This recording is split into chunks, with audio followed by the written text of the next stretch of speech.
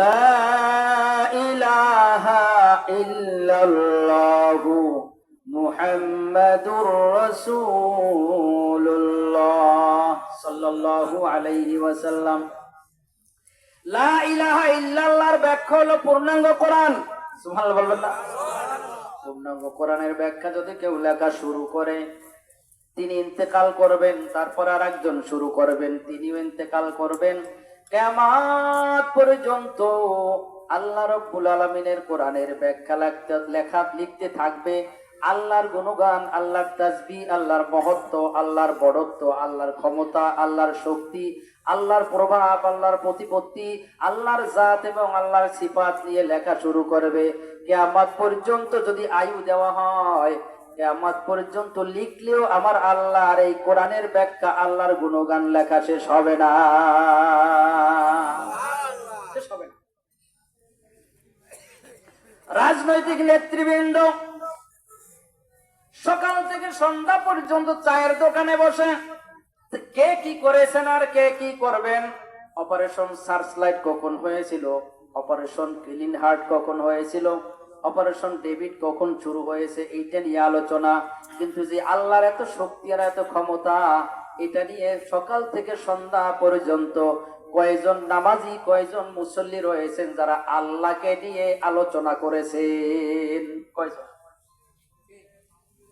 যে আল্লাহ রাব্বুল আলামিন কোরআনুল কারীমের মধ্যে বলে দিলেন, লাউ কানাল বাহরু মিদাদাল লিকালিমাতি রাব্বি লানাফিদাল বাহরু ক্বাবলা আন তানফাদা কালিমাতু রাব্বি ওয়ালাউ জি'না বিমিথলিহি মাদাদা। সুবহানাল্লাহ বলেন। লাউ কানাল বাহরু মিদাদান, সমুদ্রের পানিগুলো যদি কালি হয়ে যায়, আল্লাহু আকবার বলেন।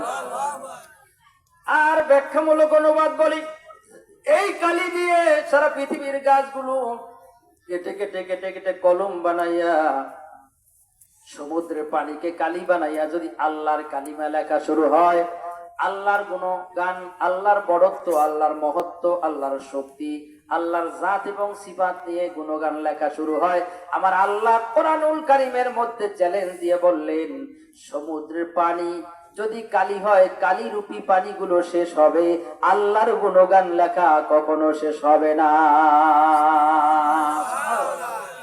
আমরা এমন এক সত্তাকে রব হিসেবে পেলাম, তার জীবনী আল্লাহর জাত এবং সিফাত, তার পরিচয় জানার জন্য আসলাম।